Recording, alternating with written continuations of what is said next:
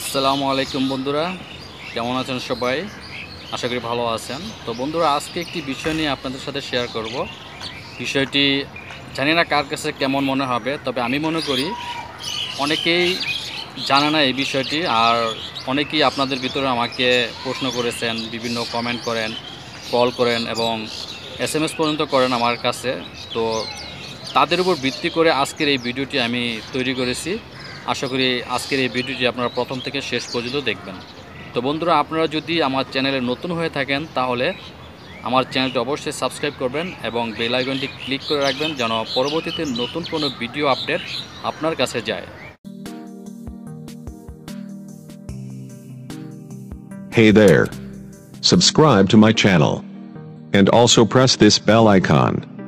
So you never miss any new updates, cause whenever we upload new video you will get a notification on your phone. আরও ভাই প্রশ্ন করেছেন যে ভাই আমি তো কাজের বিষয়ে এসেছি, তাহলে আমি কি ব্যবসা করতে পারবো? আপনারা ভাই ইতিমধ্যে অনেকে জেনেছেন মালয়েশিয়ার সরকার বিদেশিদের উপর খুবই কঠোর পদক্ষেপ নিয়েছে যে কাজের বিষয়ে এসে কোনো প্রকার ব্যবসা করা যাবে না। যারা এখন ব্যবসা করতেছে অনেকেই কিন্তু গুছিয়ে নিছে এবং অবৈধভাবে যারা ব্যবসা করতেছে তারাও কিন্তু এখন ব্যবসা করতে পারতেছে না। মালয়েশিয়া ইমিগ্রেশনের কঠোর হুঁশিয়ারি বার্তা, বিদেশি কোনো ব্যক্তি কাজের বিষয়ে এসে ব্যবসা করতে পারবে না।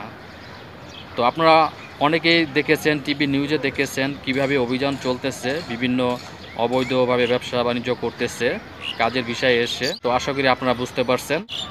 আরও অনেকেই আমাকে প্রশ্ন করেছেন যে ভাইয়া বর্তমানে মালয়েশিয়ায় কি অপরেসি চলতেছে? তো অপরেসি আপনারা অনেকেই বুঝেন, এটা মালয়েশিয়ান ভাষা অপরেসি, বা আমাদের বাংলা ভাষা হচ্ছে অভিযান, ইমিগ্রেশনের অভিযান। তো এটা কিন্তু বন্ধ নেই। অনেকে হয়তো বলতেছে আপনাদেরকে ইমিগ্রেশনের অভিযান বন্ধ হয়ে গেছে, এটা কিন্তু বন্ধ নেই, এটা অব্যাহত আছে। তো আপনারা সবাই সাবধানে থাকবেন। যারা নতুন কলিংয়ে এসে 1 মাস বা 15 দিন কাজ করে চলে গেছেন অন্য জায়গায় পাসপোর্ট রেখেই, তারা একটা অপেক্ষায় আছে যে মালয়েশিয়া হয়তো নতুন করে এক সুযোগ সুবিধা দিবে, সেই জন্য তারা অপেক্ষায় আছে। তো ভাই, এটা যদি আপনাদের মাথায় থাকে তাহলে অবশ্যই আজই ঝেড়ে ফেলেন, কারণ এ ধরনের সিদ্ধান্ত এখনও মালয়েশিয়ার সরকার নেয়নি যে তারা আবার নতুন করে এক পদ্ধতি চালু করবে বা নতুন করে অবৈধদের বৈধ করার সিদ্ধান্ত নেবে। এ ব্যাপারে এখনও কোনো সিদ্ধান্ত আসেনি।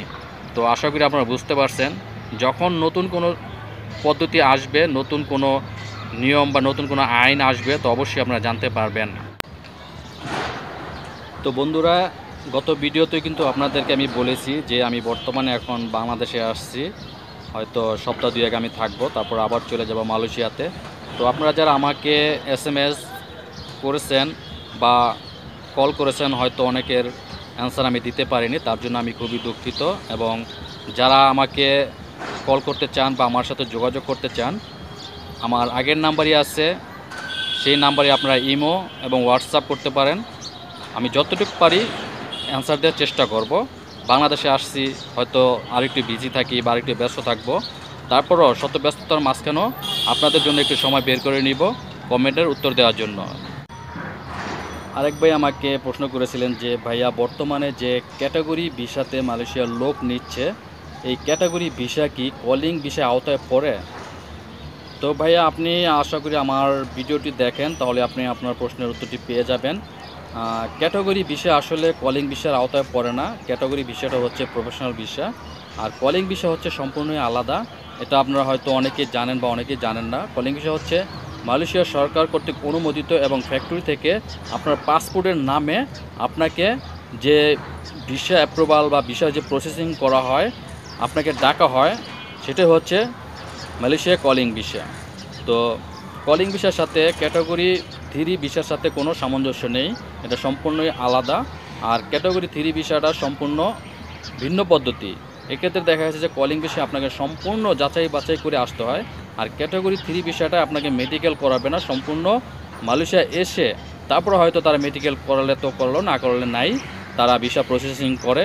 পরবর্তীতে দেখা গেছে যে আপনার যে পরবর্তী ভিসা প্রসেসিং করবেন, সেক্ষেত্রে আপনার অনেক টাকা লাগবে, হয়তো বাংলাদেশি টাকার 2.5 থেকে 3 লক্ষ টাকা লাগতে পারে। তো এক্ষেত্রে অনেকেই এত টাকা দিয়ে যে ভিসা প্রসেসিং করবে তা করে না, যার জন্য তারা অবৈধভাবে জীবনযাপন করে কাজকর্ম করে। তো আশা করি আমার কথাগুলো বুঝতে পারছেন। আসলে কথা বেশি বললে ভিডিও লম্বা হয়ে যায়, আপনারা বিরক্ত হবেন। আরেক ভাই প্রশ্ন করেছিলেন যে ভাইয়া মালয়েশিয়ায় আমি আসছি, তো আমার কোম্পানি হচ্ছে, আমি এক কোম্পানিতে কাজ করি এবং আমার ভিসা হচ্ছে অন্য কোম্পানির, তো আমি কি কাজ করতে পারবো বর্তমানে? আপনার ভিসা যে কোম্পানির নামে, বর্তমানে কিন্তু মালয়েশিয়ার সরকার নিয়ম করেছে যে কোম্পানির নামে ভিসা হবে সেই কোম্পানিতেই কাজ করতে হবে। তো আপনি যদি আপনার কোম্পানিতে কাজ না করেন, আপনি যদি অন্য কোম্পানিতে কাজ করেন, তাহলে আপনি অবৈধ বলে গণ্য হবেন। আবার আপনি বৈধ হতে পারবেন যখন আপনার যে ভিসা যে কোম্পানি, সেই কোম্পানির এগ্রিমেন্ট নিয়ে যদি আপনি অন্য কোম্পানিতে যদি কাজ করতে চান, সেই কোম্পানির সাথে যদি এগ্রিমেন্ট থাকে, তাহলে আপনি কাজ করতে পারবেন। তাহলে কিন্তু আপনি অবৈধ বলে গণ্য হবেন না। এই জিনিসটা কিন্তু অনেকেই জানে না। তো দেখা গেছে যে অনেকেই এই এগ্রিমেন্টটা না করেই এক জায়গা থেকে অন্য জায়গায় কাজকর্ম করে, তো ধরা পড়লে কিন্তু বর্তমানে অনেক সমস্যা। আর বর্তমানে যে পরিস্থিতি তা কিন্তু বলা বাহুল্য, আপনারা সবাই জানেন মালয়েশিয়ার বর্তমান পরিস্থিতি কিন্তু খুবই ভয়াবহ। এক জায়গার পাসপোর্ট দিয়ে অন্য জায়গায় কাজ করাটা কিন্তু খুবই দুষ্কর ব্যাপার। তো আশা করি বুঝতে পারছেন। আজকের এই ভিডিওটি যদি ভালো লাগে তো অবশ্যই আপনারা লাইক, সাবস্ক্রাইব করবেন এবং বন্ধুদের মাঝে শেয়ার করবেন। আর পরবর্তীতে আবারও আসবো নতুন কোনো তথ্য নিয়ে, নতুন কোনো কথা নিয়ে আপনাদের মাঝে উপস্থিত হব। আজকের মতো এখানেই, আল্লাহ হাফেজ।